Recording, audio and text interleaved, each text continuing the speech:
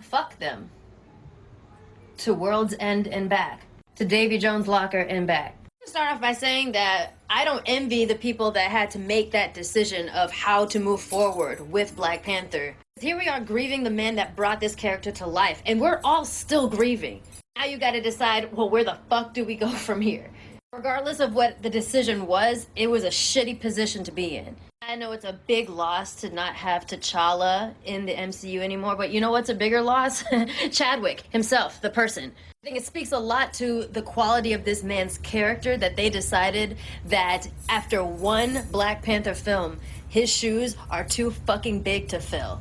It was a good decision to, out of respect for Chadwick, continue Black Panther, but basically acknowledge the fact that T'Challa is gone and really validate the place that he held in this world and in our hearts, and just how much of a loss we still feel from him being gone. The loss that we were going to feel when we went to see the movie, regardless of if they recast T'Challa or not. We're all going to be sitting there regardless being like, fuck, Chadwick's gone. The fucked up thing is that a lot of these people that want to boycott don't even have any of this in mind. Some of this shit is rooted in some misogyny because these are the same people, some of them, that would rather see Killmonger somehow miraculously raised back from the dead to put on the Black Panther suit than to see Okoye or Shuri take the mantle. What in the motherfuck? So you gotta wonder if race comes into this as well. Because something tells me that if like Robert Downey Jr. croaked sometime after Age of Ultron, y'all would be hella mad if they recast Tony Stark. Also the fact that you would ironically try to destroy Chadwick's legacy. Black Panther ushering in a new wave of representation for not only black people, but now in Wakanda forever, indigenous people. Latin American indigenous people, which might I add, is a group that gets overlooked all the time. Sometimes we're bullied and told that we're not even real indigenous. You would pull support from the black women and the characters that they play that now have to continue this legacy while still grieving Chadwick/T'Challa. You know what? I'm not surprised because these are some of the same motherfuckers that while Chadwick's body was still warm, the first question they were asking is, what's gonna happen to T'Challa? Disrespectful asses. No, actually, if you want to boycott, y'all can stay home. We don't want to see you there. You don't need to be sitting in the theater trying to enjoy this movie while also grieving, but then listening to you complain about how it's not what you fucking wanted. Because newsflash, it's not what any of us wanted. What we would all love is if Chadwick Boseman never passed away in the first place. Nika Marina is an actress, okay? I want everyone to... Okay, actor, alright? She may be an SJW.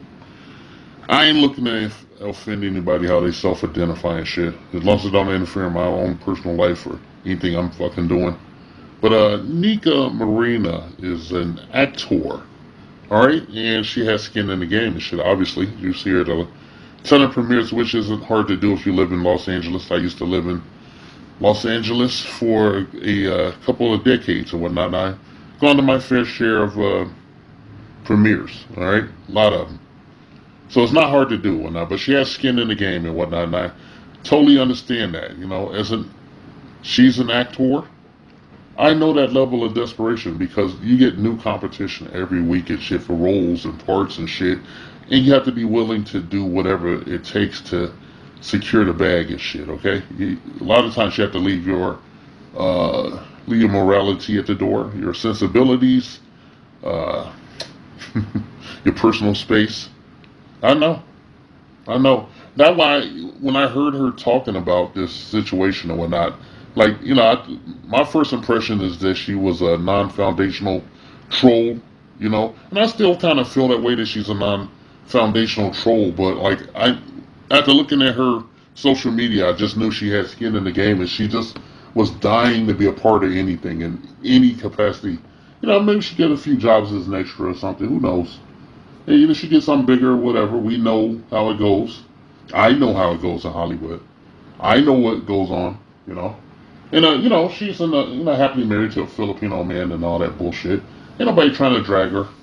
But, like, as far as her views on the whole thing, I respect your opinion. But I must point out and shit that Chadwick Boseman was a whole human being and shit. He was an actor with a career before he did the Black Panther movie, okay? He was an actor. You know, he played James Brown. So, do you think he's James Brown too? You know, every character that he played, do you think he's that character? Do you think he plays movie 42? Do you think he's that character? You know? And I want to point out that he thought the character was a legacy character, and he wanted to do it justice by being the first person to play the character. All right, I want to correct you on that and shit. You know, you say you're such a comic book geek, an MCU fan, and all that shit, but you know, because you have skin in the game, you have to like, you know, bend a little and shit against the wind. You know, that's what you're doing. You know, fake bitch. You want to show Chadwick Boseman some respect. If Kevin Feige really wanted to show Chadwick Boseman some respect, they recast the character. He didn't have any trouble doing that when Terrence Howard was playing Rhodey, and then they brought in Don Cheadle, who's drastically different in appearance and everything. And you know, thinking that and shit, you know, I kind of wish they would have just not done another Black Panther movie. I'd rather not see another Black Panther movie. You know, if they can't have the character in it, because they did replace Terrence Howard with fucking Don Cheadle, and Don Cheadle brought nothing to the role except to be a straight man for Robert Downey Jr. Innumerable ad libs and shit. You know, just going away from the script. Look that up. You know, yeah, Terrence Howard's original deal as Rhodey, you know, gave birth to Robert Downey Jr.'s resurging career in the MCU. He is the one that suggested and knew Robert Downey Jr. at a time when he was going through a crisis and shit in his personal life, and gave him a new lease on life. And then what was his reward? He got recast with Don Cheadle, who we know will toe the line for any kind of agenda over there in Hollywood. Okay, we know. I know. You know, you're the same way. Okay, you do anything to lick the tip of that shoe. Okay. Don't come over here with your righteous indignation, as phony as it is, and presume to bitch about how we feel about us, a way about a thing, okay?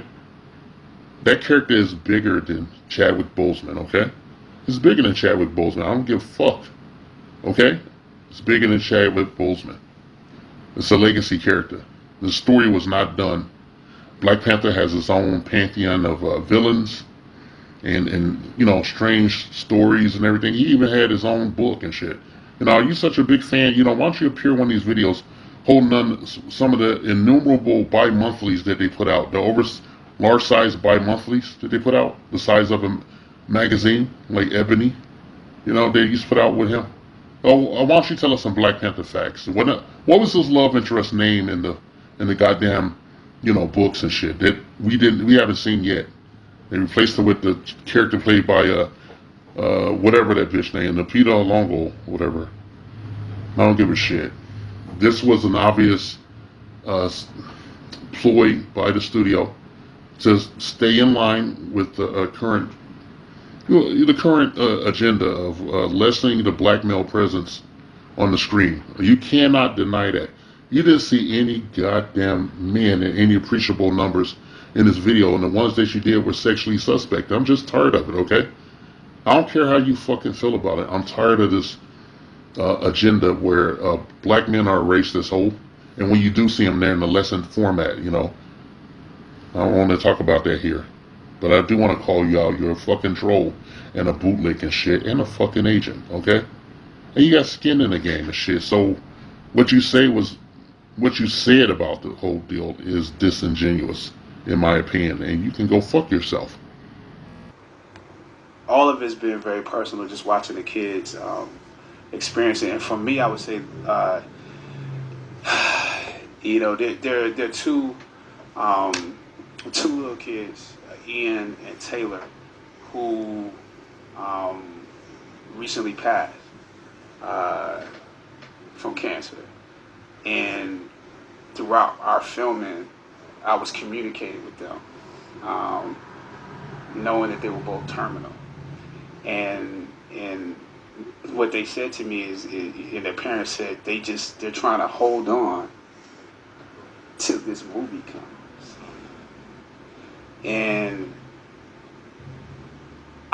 to a certain degree, you hear them say that and you're like, wow, that's like, I gotta get up and go to the gym. I gotta get up and go to work. You know, I gotta learn these lines. I gotta work on this accent.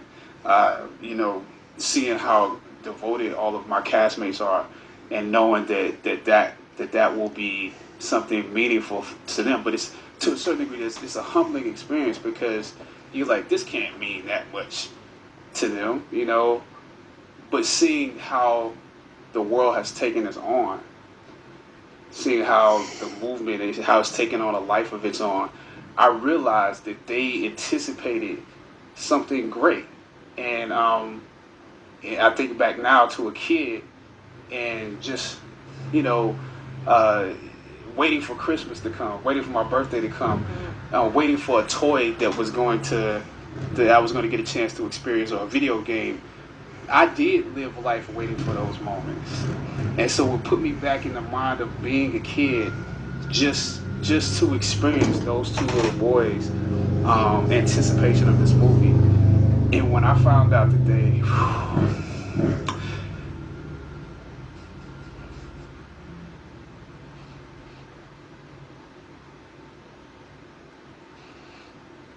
Take your time with it.